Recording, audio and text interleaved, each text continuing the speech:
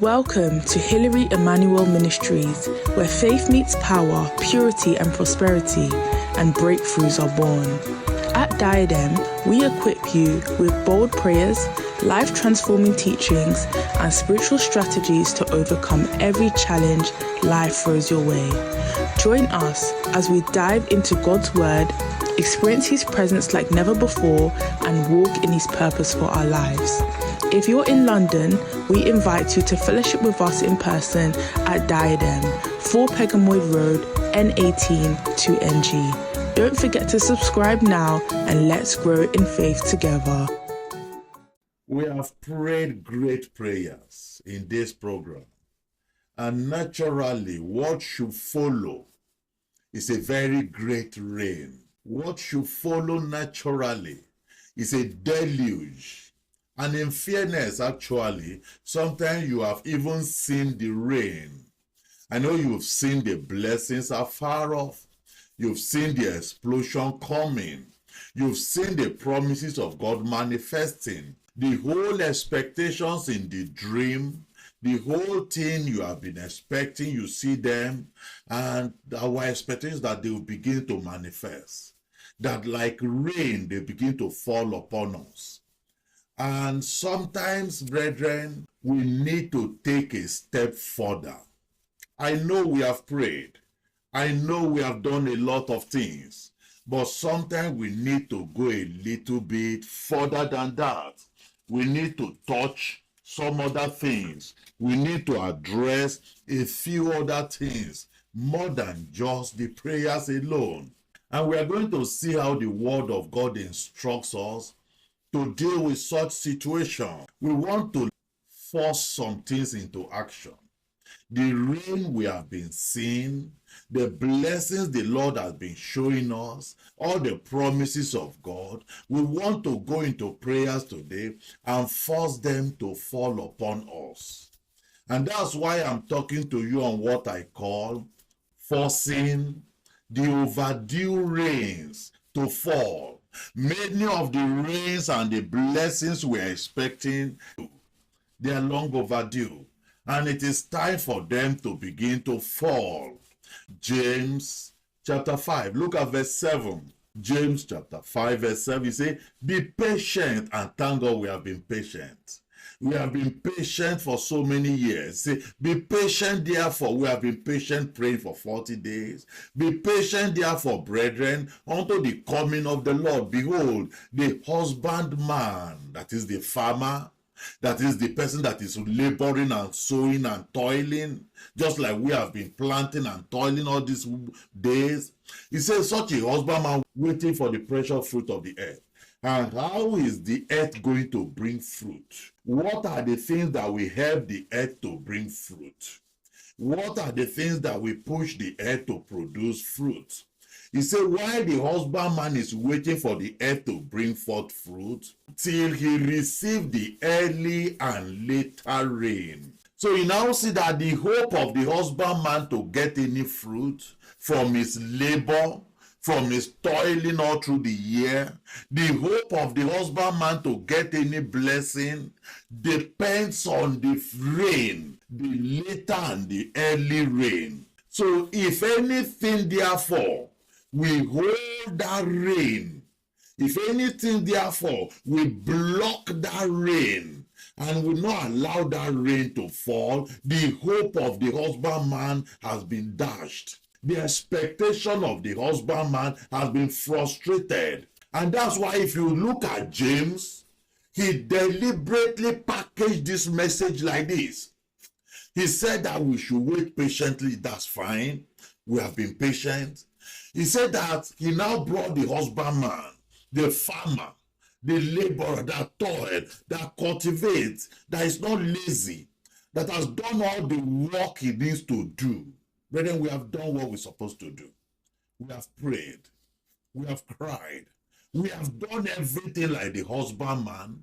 And now we are waiting for the rain, because the fruit is dependent on the rain. Everything we are waiting for is dependent on both the early and the later rain. And if anything should happen to this rain, and the rain doesn't fall when it should fall, you see that it will lead to complete frustration. Now, look at, because James knew that some things could happen and rain will not fall. James knew that a lot of things can obstruct the rain.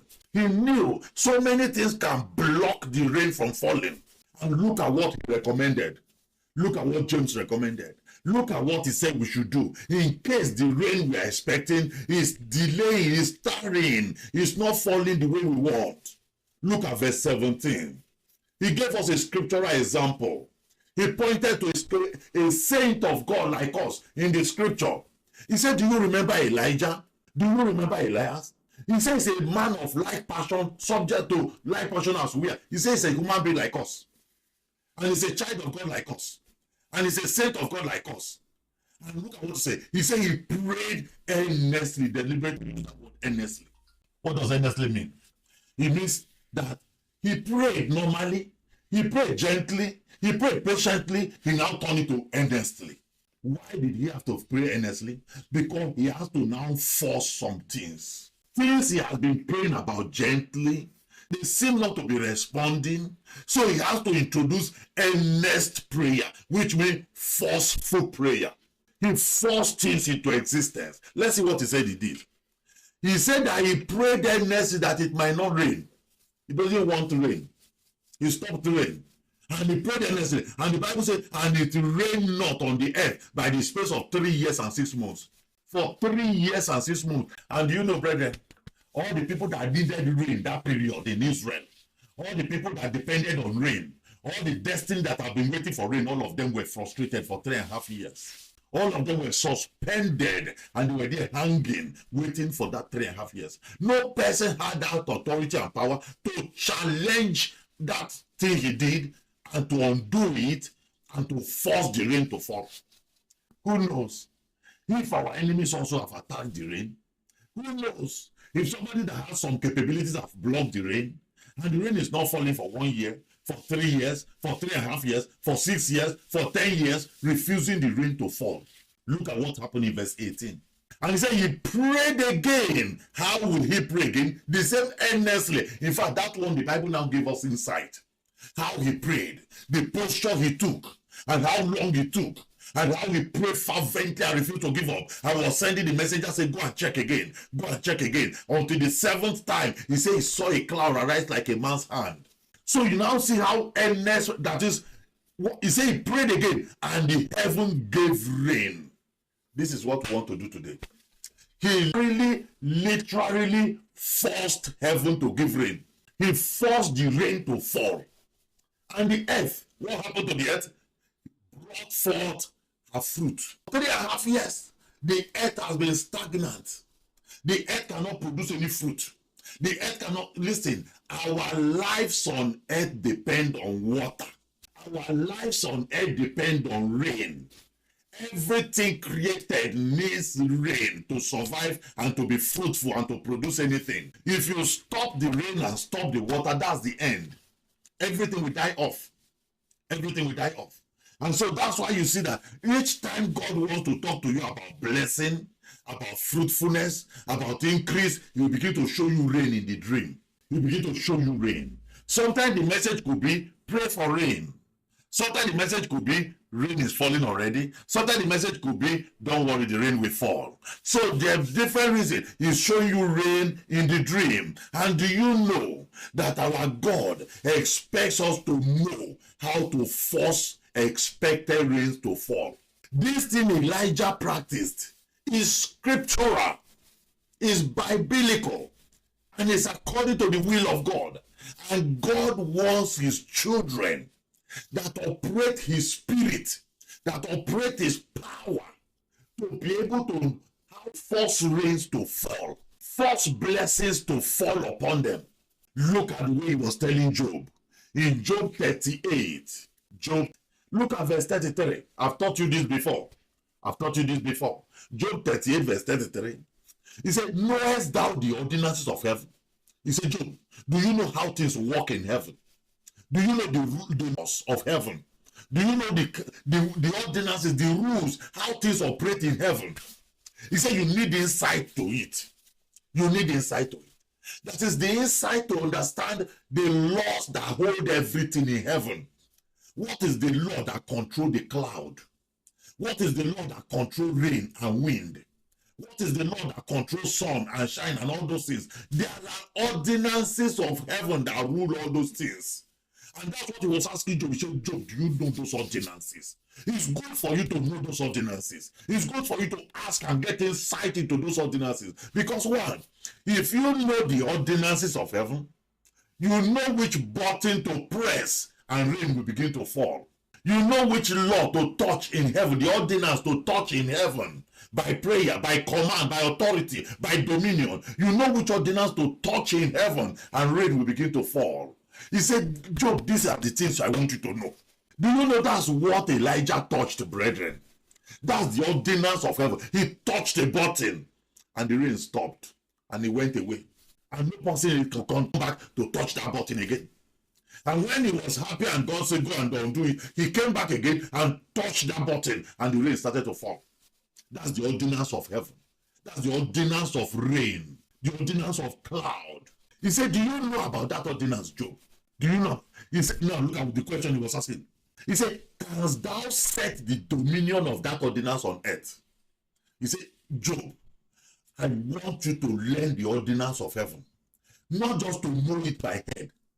When you know it, how the things that rule and operate in heaven, I want you to begin to bring it down to the earth and establish it by dominion upon this earth. Which means rain that is hanging in heaven, rain that have been prepared, that this one early rain will fall on your marriage, and your marriage, like the ground, like the earth, will produce fruit and bear fruit everywhere. And this other rain will fall on your business and your finances, and your finance will just explode and begin to produce everything. And this other ordinance of this rain will fall on this one aspect of your life, and then it will begin to produce everything afresh. He said, learn the ordinances of heaven, know which button to push, and then bring that thing to begin to happen on earth here, to begin to manifest on earth here. Look at verse 34. So that, the Lord is still speaking like parable. Because Job can walk away and say, I didn't even know what he was telling himself. Which one is the ordinance of heaven? Which one is set the dominion thereof in the earth? Job might go away without understanding things. A lot of people hear the word of God. God speak to them, no understanding, they walk away. And look at verse 34. He continued, so that to bring the message home, he said, Job, can you lift up your voice to the cloud above in the heaven? He said, can you do it? Can you lift up your voice to the cloud, that abundance of waters may cover thee? He said, can you practice that one? Begin to practice it, Job. Begin to practice it. Maybe, brethren, we should learn this, to do this every day. Maybe every day you should lift up your voice to the cloud and speak to the cloud and say, cloud, cover my destiny, cover my marriage, cover my business, my finance today with abundance of rain. He said, begin to practice this. He said, this is how the law of heaven operates. So what does it mean? So what that means is this, brethren. Even if the rain does not want to fall, even if it is not time for the rain to fall, but Job needs rain. Job is being commanded here, force the rain to fall. Command the cloud to release rain, whether they like it or not. Force the cloud, force the heaven to give you rain. Tell them your land, your ground needs rain. And it needs abundant rain urgently. And it will be released unto you. He said that Elijah is like us. And he did it and he got the result. So, brethren, if we do it also today, we are surely going to get results. Zechariah chapter 10. Zechariah chapter 10. Look at verse 1. These are scriptures. These are things we are supposed to be practicing. Look at verse 1. He said, ask ye of the Lord rain in the time of the latter rain. He said, ask God for rain. Ask him for rain. And when you begin to ask God for rain, so what will happen?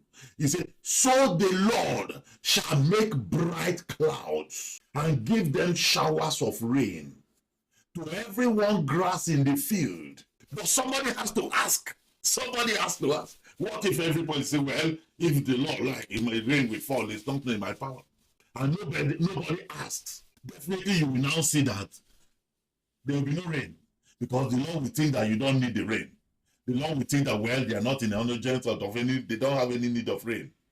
He said, but ask the Lord for rain. Ask. And he will give you rain. And your grass of your ministry, the grass of your destiny, the grass of your marriage, the grass of your business, and every area of your life, you see they will begin now to receive rain and begin to grow. Look at verse 2. For the idols have spoken vanity.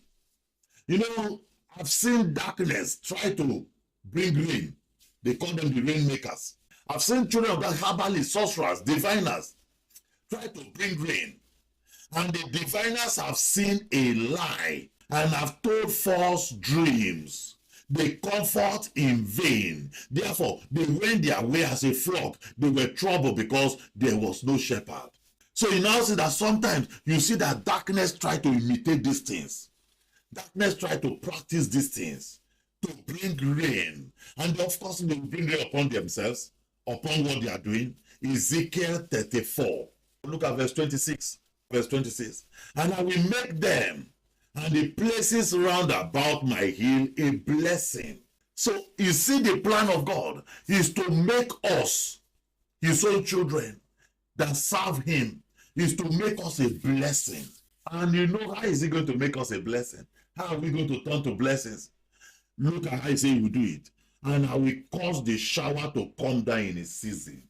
I told you, blessings are always described with rain. They are always portrayed with rain. And so he said that I'm going to bless my people. And the way I'm going to bless them is that I will cause rain to fall upon them. There shall be showers of blessing, rains of blessing. Verse 27. And the tree of the field shall yield her fruit. I've taught you that already, that our destinies have destiny trees. Our lives are represented by trees. He said you need that rain to be falling upon you constantly as a tree. You're the tree of your destiny. For that tree to be able to bring forth fruit. To be able to bring forth fruit. And the earth shall yield her increase. This is the ordinance of heaven. This is how God created it. That rain must fall upon everything on earth for them to bring forth fruit, for them to bear fruit, for them to yield and increase. And they shall be safe in their land, and shall know that I am the Lord, when I have broken the bands of their yoke, and delivered them out of the hand of those that serve themselves of them. Which means there is a band, there is a yoke, and there are people exploiting us. There are people taking what belongs to us. You see, we deliver us from those ones. Verse 28. And they shall no more be a prey to the heathen, neither shall the beast of the land devour them, but they shall dwell safely, and none shall make them afraid. And I will raise up for them a plant of renown, and they shall be no more consumed with hunger in the land, neither bear the shame of the heathen anymore. So you now see the plan of God to bless his children. When he wants to give you peace, he wants to establish you, he wants you to be comfortable in the land, he gives you rain. He gives your tree rain. He gives your grass rain. He gives your life rain. He makes rain to fall upon your destiny. And by so doing, you will be flourishing and be fresh and be fruitful and begin to increase. And when it comes to the issue of rain, it requires serious attention, brethren. Because too many people, too many things contend for rain. Everything on earth is striving for the same rain. Darkness also needs the rain. In fact, they know the mystery of the rain more than even some children of God. And so they also are fighting and contending for the rain. They also desire the rain. And they will do everything to snatch the rain.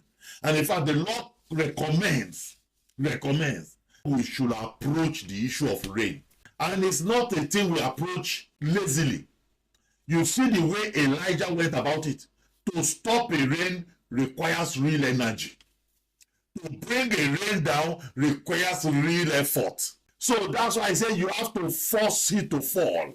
Look at the recommendation in Joel chapter 2. Joel chapter 2. Look at verse 15. He said, blow the trumpet in Zion. Sanctify a fast. What are they planning for? That they are blowing a trumpet. In other words, what they are blowing the trumpet is to gather every person together. So in other words, what he's saying is this: we need a united energy. One man's energy might not be enough to force the rain that will change the land. He said, call every person, blow the trumpet, let them come with fasting. Can you imagine? There must be a sacrifice for fasting. He said, call a solemn assembly. Verse 16, gather the people, sanctify the congregation. Say there's a need for holiness. Assemble the elders, gather the children and those that suck the breast. You see how serious this is? He said no person should be left, because children that are sucking breast, they also need rain. Little children, they need rain. The elders also need rain. Every living thing needs rain. In fact, listen carefully for you to see how serious this is. He said, let the bridegroom go forth out of his chamber, and the bride out of her closet. Listen carefully. In the law of Moses, the law says that if you marry newly, the husband and the wife should go into their room, and that's what they call the honeymoon. They should spend their honeymoon 1 year inside their room, not coming out. 1 full year. The family will bring food for them. The family will bring everything for them. The family will take care of them for 1 full year. But as serious, and they should not come out, as serious as this is, because this is serious, he said, let that law be broken. He said, let the husband and the brother and the woman and the bride, let them come out of the chamber. This is not time for honeymoon. So let them come out. Verse 17. And let the priests and the ministers of the Lord, let them weep between the porch and the altar. This is not a joke. This involves every person's energy. So it's not a thing the ministers of God will be going up and down wearing suits. No. It's not a thing the priest will be going up and down wearing suits, making. No. He said, let them stand before the Lord and cry. Let them weep. And then, as they are weeping before the porch and the altar, and let them begin to say, spare thy people, O Lord. Spare thy people. What happened? Why is the Lord need to spare his people? What happened to the people? If the Lord doesn't intervene and spare, what is going to happen? O Lord, give not thy heritage to reproach, that the hidden should rule over them. Wherefore should they say among the people, where is their God? So he said that there's things God will do. There are things that will be happening in the life of the believer. Unbeliever will be asking, say, I thought these people are the people of God. Where is their God? Verse 18. He said if they can practice it the way he described it here, every person getting involved and praying and crying, and force it is, he said, then, verse 18, will the Lord be jealous for his land, and he will pity his people. Yeah, the Lord will answer and say unto his people, behold, I will send you corn. So it's all about corn. Hey, these things, call assembly, blow the trumpet, every person drop what you are doing, both the one that are sucking breast, every person come out, the priest crying, and every person elder, every person involved. It's about corn. Let's see what again. And about wine, and about oil, and ye shall be satisfied therewith. And I will no more make you a reproach among the heathen, but I will remove far from you the northern army, and I will drive him into a land barren and desolate, with his face towards the east sea, and his inner part towards the utmost sea. And his stink shall come up, and his ill savour shall come up, because he has done great things. So there's a that have been tormenting them, dealing with them. Verse 21. Fear not, O land. Be glad and rejoice, for the Lord will do great things. Be not afraid, ye beasts of the field. Even the animals are involved in this. You beasts of the pastures of the wilderness will spring. So which means this northern army that came, they blocked rain, they stopped rain, people were dying of hunger, animals were dying, no grass for them to eat, to the point that the heathen were now asking, say, where is their God? He said, fear not, O land, be glad and rejoice, for the Lord will do a great thing. Verse 20, be not afraid, ye beasts of the field, for the pastures of the wilderness do spring, for the tree beareth her fruit, the fig trees and the vine do yield their strength. Be glad then, ye children of Zion, and rejoice in the Lord your God, for he has given you the former rain moderate. So it's all about rain, brethren. It's all about rain. And do you see what they had to do from the place I started in verse 15? Do you see the effort the people have to make for the rain to start to fall? Now, what if no person calls solemn assembly? No person do any program. No person fast. No person pray any prayer. The priest did not come to stand and cry and weep. And the elders are not, they are busy relaxing and enjoying. And the children are sucking breast and every person is busy. Do you know there will be no rain? That's why I tell you that we have to force some things. All those efforts put together will force the rain to fall. Will pull the rain down. And that's what he's saying in verse 23. He says, since you have obeyed and done these things, he said, now be glad, you children of Zion, rejoice in the Lord your God, for he has given you the former rain moderately. And you know there are levels of rain. There are some showers that will just drop. That one doesn't affect anything. And there's some moderate rain. Well, not too bad, but not effective. And then we have real rain. And then you have what is called a deluge. And so he said he has given you the former rain moderately, and he will cause to come down to you, for you, the rain, and then the former rain, and the later rain, all together in the first month. 3 types of rain.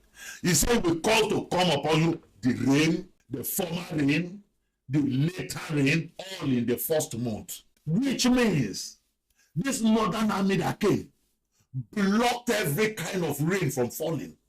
Block every top of rain. No rain was coming. Animals were suffering from it. Trees were suffering from it. Human beings were perishing from it. And they had to take that action. They had to do that thing to force the rain to fall. For the rain, 3 rains to come together at the same time in the 1 month shows that the rains were long overdue. The rains were long overdue. They were piling up. They were supposed to fall before. All of them, there was something blocking them. So now, all of them, the moment they did that program and the door opened, the 3 rains fell together at the same time in the first month. Verse 24. And look at the result. Look at the result. And the floor shall be full of wheat. That is increase. And the vat shall overflow with wine and oil. And I will restore to you the years that the locusts have. Do you see that? I told you they are long overdue. Years have been wasted. All the rains of the years that didn't fall, he said, don't worry, I will restore the rains. All of them will fall together at the same time.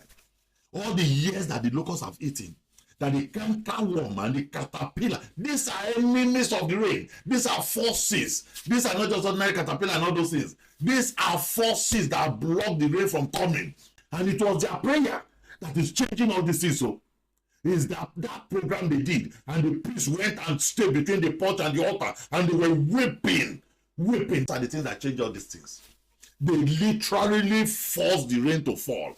He said, the palmer will migrate army, which I set among you, verse 26, and ye shall eat in plenty. I told you that everything on earth depends on rain. He said, but by the time I release all those rain upon you, you need to eat in plenty and be satisfied, and you will praise the name of the Lord your God, that he has dealt wondrously with you. And my people shall never be ashamed. Verse 27, and ye shall know that I am in the midst of Israel. This is how you know that God is with us. And that I am the Lord your God, and none else. And my people shall never be ashamed. And it shall come to pass afterward that I will pour out. He said, listen, you see what is happening. We are going to deal with that later. He said, because there's something that happened. Something was able to hold your rain, block your rain, and your rain remained overdue for so many years. And many years were wasted. He said, by the time I finish settling you and you have eaten, you are satisfied and everything, there's something else I need to do for you. I will put my spirit inside you. He said, it shall come to pass that I will pour out my spirit upon all flesh, and your sons and your daughters shall prophesy. He said, you need the spirit of prophecy. You need the spirit of prophecy. And your old men shall see dreams. You need to begin to see dreams. And your young men shall see visions. Why do we need this? So that we begin to operate like Elijah. So that when we wait for rain to come and it doesn't come, we quickly force the rain to fall. We pull the rain down by force. And also upon the servants and upon the handmaids in those who will outpour, so no person will be exempted. Every person will be filled with the power of God. And I will show wonders in heaven and in earth, blood and fire and pillars of smoke. The sun shall be turned into darkness and the moon into blood before the great and terrible day of the Lord come. And it shall come to pass that whosoever shall call on the name of the Lord shall be delivered. For in Mount Zion and in Jerusalem shall be deliverance. And the Lord has said, in the remnant whom the Lord shall call. So you now see, brethren, that this is exactly what the Lord wants us to practice. There is a force involved. There is effort involved to be able to break through anything holding your reign, to be able to release your reign from the heaven. And that is the prayer we want to pray now. Close your eyes and begin to thank the Lord. Begin to thank the Lord for what he has done for you so far, for what he has done till this moment. Begin to bless the name of the Lord and begin to tell him, say, my Father, this prayer today is very, very important to me. My life depends on prayer. My life depends on this prayer. My Father, my life is drying up. My life is dying off. My destiny is dying because of no rain. Father, my life depends on this prayer today. Therefore, my God, please help me. Help me. Help me, my Father, my God. Fight this battle for me. Thank you for watching. If this message blessed you, don't forget to like, share and subscribe to join our growing community of faith. You've just listened to the sermon, but there are powerful prayers that follow. Due to social media rules and guidelines, the prayers have been removed from this video. However, you can access the full prayers and more life-changing resources by visiting www.pastorhillary.org or downloading our app, Diadem Media. If you're in the London area, we'd love to have you fellowship with us in person at 4 Pegamoid Road, N18 2NG. If you have any questions about this message, want counseling from Pastor Hillary, or wish to share your testimonies following the prayers, please leave a comment below and someone from our team will get in touch. Until next time, may God bless you abundantly and guide you in all your ways. Stay victorious.